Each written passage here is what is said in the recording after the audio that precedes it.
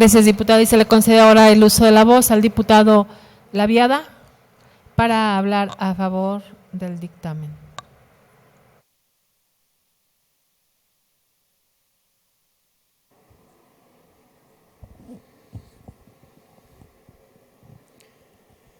Con su venia, diputada presidenta. Adelante, diputado.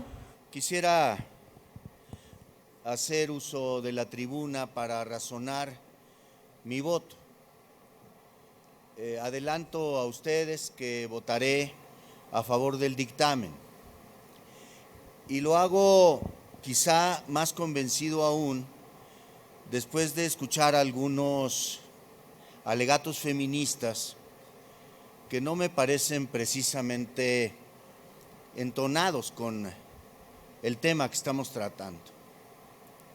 Miren ustedes, el sistema penal mexicano no es precisamente una maravilla, no es precisamente una maravilla.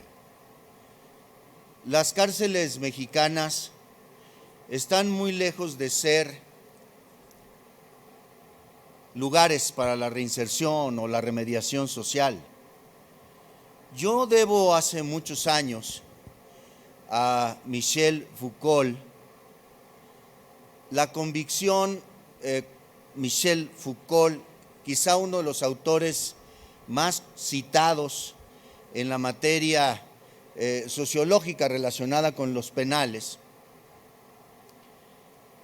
Debo a este autor la convicción de que la cárcel, como mecanismo de remediación o de reinserción social, es quizá uno de los más grandes fracasos, no de la civilización moderna, de la humanidad, Por eso me debo yo decir que me resulta complicado asimilar o aceptar el grito de quien comete un delito a la cárcel, que vaya a la cárcel, que pise la cárcel, que se quede en la cárcel. Como si ese criterio carcelario punitivo fuera una panacea. Pues déjenme decirles que todo nos indica exactamente lo contrario. Las cárceles mexicanas y esta visión punitiva que ha habido en muchos legisladores mexicanos, no solo aquí en Zacatecas, sino en otros estados y en el país, ha fracasado totalmente. Y nuestras cárceles, mientras más llenas están de delincuentes, más efectivas son como fábricas de delincuencia. En efecto, tienen razón quienes dicen que tenemos que cambiar muchas otras cosas, además de lo que estamos hablando. Sí, estoy completamente de acuerdo. Empezando por nuestros propios principios culturales, ¿verdad? Observo en muchas de las intervenciones, pues un sentido muy antiguo de la vida, donde el único proveedor es el padre y no la madre. Y eso creo que ya resulta bastante arcaico. Es una legislación arcaica aquella que considera exclusivamente como proveedor al hombre y no a la mujer. Y tengo que decirlo porque es mi convicción, porque eso es lo que pienso respecto del problema. Les digo, yo se los digo, mayores penas carcelarias, mayor ímpetu punitivo de los legisladores, de los parlamentos, mayores fracasos en la materia. Tienen que buscarse otros mecanismos de remediación del incumplimiento social, del compromiso de manutención de los hijos. En algunos países, debo decírselos también, en algunos países mayormente civilizados que el nuestro, mayormente democráticos que el nuestro, es un criterio que aplica para hombres y para mujeres, no solo para hombres.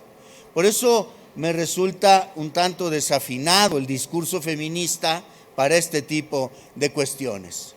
En suma, creo que en efecto lo único que plantea, y creo que es una virtud, lo único que plantea el dictamen es hacer relativo el criterio de la cárcel como medida punitiva para resolver el problema. Hacerlo relativo.